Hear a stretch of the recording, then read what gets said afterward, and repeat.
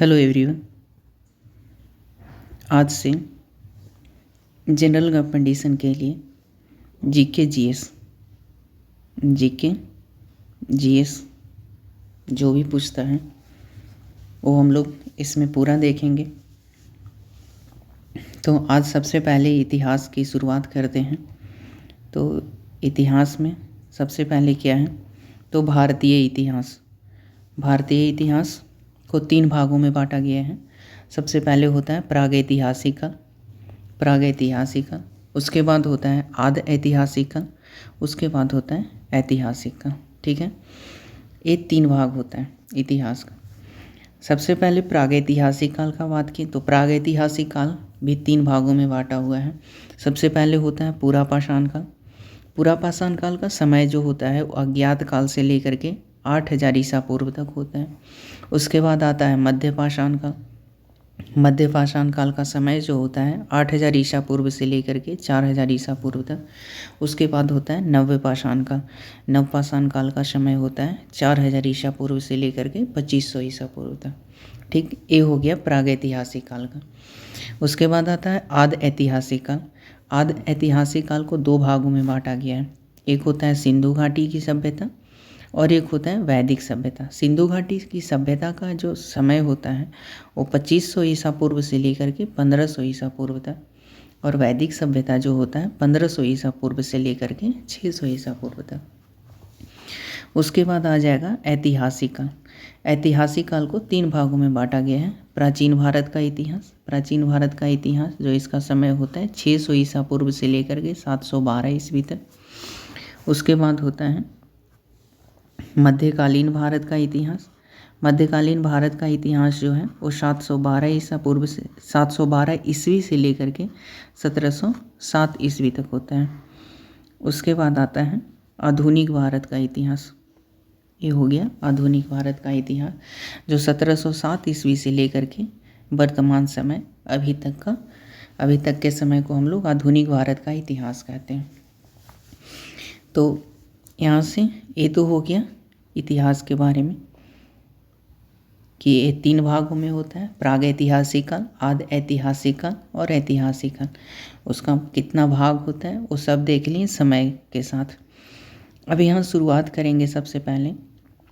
तो जो हम लोग इतिहास पढ़ते हैं उसका स्रोत हम लोग को कहाँ से मिलता है, मतलब कैसे पता चलता है उसके बारे में। तो सबसे पहले क्या है, तो प्राचीन भारतीय इतिहास के स्रोत, ये 3 स्रोत से हम लोग को पता चलता है। सबसे पहला होता है पुरातात्विक स्रोत, उसके बाद होता है साहित्यिक स्रोत और विदेशी यात्रियों के विवरण। ये तीनों से हमें पता चलता है, इतिहास की जानकारी मालूम होती है। तो सबसे पहले पुरातात्विक स्रोत में क्या क्या आता है, तो पुरातात्विक स्रोत में अभिलेख हो गया, मुद्राएं हो गया, स्मारक एवं भवन हो गया, मूर्ति कला हो गया, चित्रकला हो गया और क्या हो गया, अवशेष हो गया। तो ये सभी आता है किसमें, पुरातात्विक स्रोत में। सबके बारे में हम लोग एक करके पढ़ते जाएंगे। ठीक, तो सबसे पहले अभिलेख है। अभिलेख तो यह पत्थरों, स्तंभों, ताम्रपत्रों, दीवारों, मुद्राओं एवं प्रतिमाओं पर उत्खनित है। अभिलेख जो होता है वो किस पे लिखा हुआ होता है, तो पत्थर पे लिखा हुआ होता है, स्तंभ पे लिखा हुआ है, ताम्रपत्र पे, दीवार पे, मुद्रा पे और प्रतिमाओं पे, ये सब पे उत्खनित रहता है, ये सब पे लिखा हुआ रहता है। इसके अध्ययन को हम लोग क्या बोलते हैं, इपिग्राफी कहते हैं। अभिलेखों के अध्ययन को हम लोग क्या बोलते हैं, इपिग्राफी कहते हैं। सबसे प्राचीन पठनीय अभिलेख जो है वो किसका है, अशोक का। अशोक जो मौर्य वंश का था उसका सबसे प्राचीन पठनीय अभिलेख है। और ये जो अभिलेख मिला था वो किस भाषा में, प्राकृत भाषा में। इसके आगे है मास्की एवं गुर्जरा अभिलेख। ये कहाँ है, तो मध्य प्रदेश में। मास्की एवं गुर्जरा अभिलेख मध्य प्रदेश में है। इसमें अशोक के नाम का वर्णन है और उसमें अशोक को क्या बोला गया है, प्रियदर्शी बोला गया है। प्रियदर्शी कहने का मतलब देवताओं का प्रिय। अब आगे अशोक का अधिकांश अभिलेख जो है वो किस लिपि में, ब्राह्मी लिपि में मिली है। अशोक का अधिकांश अभिलेख किस में मिला है? ब्राह्मी लिपि में मिला है। और ये जो ब्राह्मी लिपि लिखी जाती है ये बाएं से दाएं लिखी जाती है। इसके बाद और भी इसका अभिलेख मिला है, वो किस लिपि में? खरोष्ठी में। यहाँ पे बोला अधिकांश अभिलेख, इसका मतलब केवल ब्राह्मी लिपि में ही इसका नहीं है, इसके और भी लिपि में है। जैसे खरोष्ठी लिपि में भी इसका अभिलेख मिला है। जो खरोष्ठी लिपि जो है वो दाएं से बाएं लिखा जाता है। ब्राह्मी लिपि को बाएं से दाएं लिखते हैं और खरोष्ठी लिपि को दाएं से बाएं लिखते हैं। उसके बाद दो और लिपि में इसका अभिलेख मिला है, यूनानी और अरमेइक में। जो कहाँ मिला है? ये पाकिस्तान और अफ़गानिस्तान में ये सब देखने को मिला है। तो अशोक का अभिलेख जो है वो 4 लिपि हो गया, एक ब्राह्मी हो गया, एक खरोष्ठी हो गया, एक यूनानी हो गया और एक क्या हो गया? अरमेइक हो गया। ठीक। तो सबसे पहले इसका जो अभिलेख था, अशोक का अभिलेख था, इसको सबसे पहले किसने पढ़ा था? तो जेम्स प्रिंसेप ने पढ़ा था। सबसे पहले किसने? जेम्स प्रिंसेप ने। कब पढ़ा था? तो 1837 ईस्वी में पढ़ा था। अब आगे कुछ और अभिलेखों के बारे में देखते हैं। तो अब आगे है हाथी गुम्फा अभिलेख। हाथी गुम्फा अभिलेख जो है वो कहाँ? उड़ीसा में है। इसमें सबसे पहले भारतवर्ष जो शब्द है इसका सबसे पहले उल्लेख हाथी गुम्फा अभिलेख में मिला है। और ये हाथी गुम्फा अभिलेख जो है वो किस शासक से संबंधित है? तो खारवेल से संबंधित है। खारवेल कलिंग का राजा था। कलिंग का राजा, जो कलिंग किस राज्य में है? उड़ीसा राज्य में है। उसके बाद जूनागढ़ या गिरनार अभिलेख जो कहाँ है? गुजरात में है। गुजरात में किस शासक से संबंधित है? रुद्रदामन प्रथम से। इसमें क्या है? सुदर्शन झील के बारे में जानकारी मिलती है। तो सुदर्शन झील के बारे में जानकारी किस में मिलती है? जूनागढ़ या गिरनार अभिलेख में। और इस सुदर्शन झील को किसने बनाया था? तो चंद्रगुप्त मौर्य ने सुदर्शन झील को बनाया था। आगे है नासिक अभिलेख। नासिक अभिलेख कहाँ है? महाराष्ट्र में। और ये नासिक अभिलेख किससे संबंधित है? गौतमीपुत्र वल्लश्री से। और यह किस वंश से संबंधित है? सातवाहन वंश से।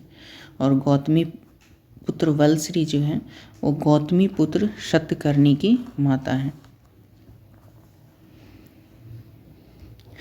आगे क्या है? तो प्रयाग स्तंभ लेख या प्रयाग प्रशस्ति भी इसे बोलते हैं। तो प्रयाग स्तंभ लेख एक किस शासक से संबंधित है? समुद्रगुप्त से संबंधित है। ठीक है। उसके बाद है ऐहोल अभिलेख। ऐहोल अभिलेख कहाँ में है? कर्नाटक में है। किस शासक से संबंधित है? पुलकेशिन द्वितीय से। तो इसी तरह से पूछ देता है कि ऐहोल अभिलेख किस राज्य में है? तो कर्नाटक में। पूछ देगा ऐहोल अभिलेख किस शासक से संबंधित है? तो पुलकेशिन द्वितीय से संबंधित है। अगला है मंदसौर अभिलेख। और मंदसौर अभिलेख कहाँ है? मध्य प्रदेश में है। और एक किस शासक से संबंधित है? तो मालवा नरेश यशोवर्मन। कौन सा शासक? यशोवर्मन। वो कहाँ का राजा? मालवा का राजा। मालवा कहाँ है? मध्य प्रदेश में। अगला है ग्वालियर अभिलेख। ग्वालियर अभिलेख कहाँ है? मध्य प्रदेश में है। किस राजा से संबंधित है? तो प्रतिहार नरेश। किससे? भोज। मतलब प्रतिहार का शासक कौन? भोज था। उसी से संबंधित कौन है? ग्वालियर अभिलेख संबंधित है। नेक्स्ट है भीतरी स्तंभ लेख। भीतरी स्तंभ लेख ये कहाँ है? उत्तर प्रदेश में है। किस शासक से संबंधित है? तो स्कंदगुप्त से संबंधित है। इसमें किस चीज़ के बारे में जानकारी है? तो हूनों पर विजय मतलब हूनों पर विजय प्राप्त किया था किसने? स्कंदगुप्त ने। इसी के बारे में लिखा गया है किसमें? भीतरी स्तंभ लेख में लिखा गया है। ठीक। अब आगे बढ़ते हैं। अब आगे क्या है? ऐरन अभिलेख। ऐरन अभिलेख कहाँ है? मध्य प्रदेश में है। किस शासक से संबंधित है? भानुगुप्त से संबंधित है ऐरन अभिलेख। इसमें किस चीज़ के बारे में जानकारी मिलती है? तो सती प्रथा के बारे में। तो सती प्रथा के बारे में सबसे पहले जानकारी किस अभिलेख में मिला है? ऐरन अभिलेख में। किस शासक से संबंधित है? भानुगुप्त से, मध्य प्रदेश में है। तो ये हो गया अभिलेख के बारे में। अब इसी तरह से अब आगे देखेंगे मुद्रा के बारे में। तो मुद्रा, तो सर्वाधिक मात्रा में जो मुद्राएं जारी किया था वो किसने जारी किया था? मौर्य काल में। किस काल में सबसे ज़्यादा मुद्रा जारी हुआ था? मौर्य काल में जारी हुआ था। जो किस चीज़ का बना होता था? शीशा का होता था, पोटीन का, तांबा का, कांसा, चांदी और सोना का, ये सभी का क्या बना होता था? मुद्रा बना होता था। और सबसे ज़्यादा सिक्का जारी किस वंश में हुआ था? तो मौर्य वंश में। उसके बाद सर्वाधिक शुद्ध सोना का सिक्का, स्वर्ण सिक्का, शुद्ध सोना का सिक्का सबसे ज़्यादा किस वंश ने किया था जारी? तो कुषाण शासक ने, कुषाण शासक ने। और सबसे ज़्यादा सोना का सिक्का किसने जारी किया था? तो गुप्त शासक। यहाँ पे 2 क्वेश्चन अलग अलग है दोनों। क्या है? तो यहाँ पे सोना का सिक्का है, लेकिन कैसा है? तो शुद्ध सोना का सिक्का है। सबसे ज़्यादा शुद्ध सोना का सिक्का कुषाण शासक का था। और सबसे ज़्यादा सोना का सिक्का किस वंश ने जारी किया था? तो गुप्त वंश ने जारी किया था। तो ये हो गया मुद्रा के बारे में। अब हम लोग देखेंगे किसके बारे में? स्मारक एवं भवन के बारे में। स्मारक एवं भवन, इसमें उत्तर भारतीय मंदिरों की कला शैली जो होती है वो नागर शैली होती है। मतलब उत्तर भारत में जो मंदिर बना होता है, इसका जो शेप होता है, जो शैली होता है, उस शैली को क्या बोलते हैं? नागर शैली बोलते हैं। और जो दक्षिण भारत में मंदिर बनता है, उसके शैली को क्या बोलते हैं? द्रविड़ शैली बोलते हैं। और एक और शैली जो होता है उसे हम बेसर शैली बोलते हैं। इसमें नागर शैली और द्रविड़ शैली दोनों का प्रयोग होता है। जिस शैली में नागर और द्रविड़ दोनों शैली का प्रयोग होता है उसे हम क्या बोलते हैं? तो बेसर शैली बोलते हैं। एक है क्या? बोरोबुदुर मंदिर। बोरोबुदुर मंदिर कहाँ है? तो जावा में है। इसमें क्या पता चलता है इससे? तो महायान बौद्ध धर्म, महायान बौद्ध धर्म, मतलब बौद्ध धर्म 2 भागों में बट गया था, एक हीनयान और एक महायान।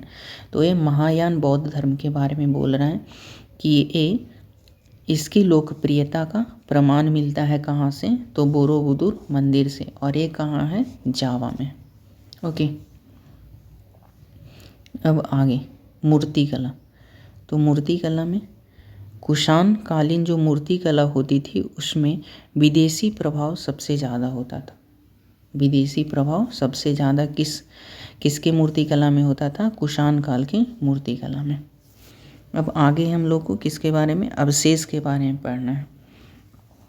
अवशेष, अब इसमें कहाँ किसका बोल रहे हैं? बसाड़, जो कहाँ है, जिसे क्या बोला जाता है? वैशाली बोला जाता है। यहाँ पे क्या मिला था? तो 274 मिट्टी का मोहर मिला था। 274 मिट्टी का मोहर कहाँ मिला था? तो बसाड़ में मिला था, जिसे क्या बोलते हैं? वैशाली बोलते हैं। अब आगे क्या है? तो अंतरजी खेड़ा। अंतरजी खेड़ा कहाँ है? तो उत्तर प्रदेश में है। और यहाँ क्या मिला था? तो यहाँ लोहे का साक्ष्य मिला था। लोहे का साक्ष्य कहाँ मिला है? अंतरजी खेड़ा, उत्तर प्रदेश में। अगला क्या है? अरिकमेडु। अरिकमेडु कहाँ? दक्षिण भारत में है। और यहाँ किसका साक्ष्य मिला है? तो रोमन सिक्का का। रोमन सिक्का का कहाँ मिला है? अरिकमेडु में। बर्तन का भी साक्ष्य यहाँ मिला था। ठीक है, तो ये तो हो गया। अब आगे सेकेंड पॉइंट है साहित्यिक स्रोत। साहित्यिक स्रोत, तो ये पुरातात्विक स्रोत हम लोग इतना देख लिए। अब आगे हम लोग को क्या पढ़ना है? साहित्यिक स्रोत पढ़ना है। अभी इस साहित्यिक स्रोत में ग्रंथ, वेद, ये सब के बारे में पढ़ेंगे। तो क्या बोलता है कि भारत का सबसे प्राचीन ग्रंथ कौन सा है? तो वेद है। भारत का सबसे प्राचीन ग्रंथ कौन है? वेद है। और वेदों को संकलित कौन किया था? वेद व्यास ने। मतलब वेदों को इकट्ठा किसने किया था? वेद व्यास ने। और वेदों की संख्या कितना है? 4 है। कौन कौन? तो ऋग्वेद होता है, यजुर्वेद होता है, सामवेद होता है और अथर्ववेद होता है। तो सबसे पहले ऋग्वेद के बारे में पढ़ेंगे। तो ऋग्वेद में मंत्रों का संकलन है। इसमें क्या इकट्ठा किया गया है? मंत्रों को इकट्ठा किया गया है। और इसे हम क्या बोलते हैं? सबसे प्राचीन वेद बोलते हैं। ऋग्वेद को क्या बोलते हैं? सबसे प्राचीन वेद बोलते हैं। और इसमें 10 मंडल है। मंडलों की संख्या, ऋग्वेद में मंडलों की संख्या कितना? 10। सूक्त की संख्या 1028। और ऋचाओं की संख्या कितना है? 10,462। ऋचाओं की संख्या, ऋचा किसको बोलते हैं? मंत्र को बोलते हैं। मंत्रों की संख्या 10,462 है। और ऋग्वेद के मंत्र को पढ़ने वाले को हम लोग क्या बोलते हैं? होत्री कहते हैं। मतलब ऋग्वेद में जो मंत्र है उसको पढ़ने वाले को क्या बोलते हैं? होत्री कहते हैं, होत्री। अब इसमें कुछ मंडल के बारे में दिया हुआ है। तो सबसे पहले तीसरे मंडल, तो तीसरे मंडल में किसका उल्लेख किया गया है? गायत्री मंत्र। गायत्री मंत्र का उल्लेख ऋग्वेद के कौन से मंडल में है? तो तीसरे मंडल में। और गायत्री मंत्र की रचना किसने की है? तो विश्वामित्र ने की है। ठीक है। इसके बाद है नौवा मंडल। तो नौवा मंडल में किसका उल्लेख है? तो देवता सोम का उल्लेख है। किस देवता का? सोम देवता का उल्लेख किस मंडल में है? नौवा मंडल में है। अगला है 10वां मंडल। 10वां मंडल में पुरुष सूक्त का वर्णन है। पुरुष सूक्त जिसमें 4 वर्ण बताया गया है। तो चारों वर्णों का वर्णन जो है वो किस में है? 10वां मंडल में है। ऋग्वेद में इंद्र के लिए 250 मंत्र और अग्नि के लिए कितना मंत्र? 200 मंत्र है। ऋग्वेद में इंद्र के लिए 250 और अग्नि के लिए 200 मंत्रों की रचना की गई है। तो इतना यहाँ तक हम लोग वेद पढ़ लिए। तो वेद कहाँ तक हो गया? ऋग्वेद हो गया। इसके बाद आगे का यजुर्वेद है, सामवेद है, अथर्ववेद है। तो ये सब हम लोग अगले वीडियो में देखेंगे। ठीक है, थैंक यू।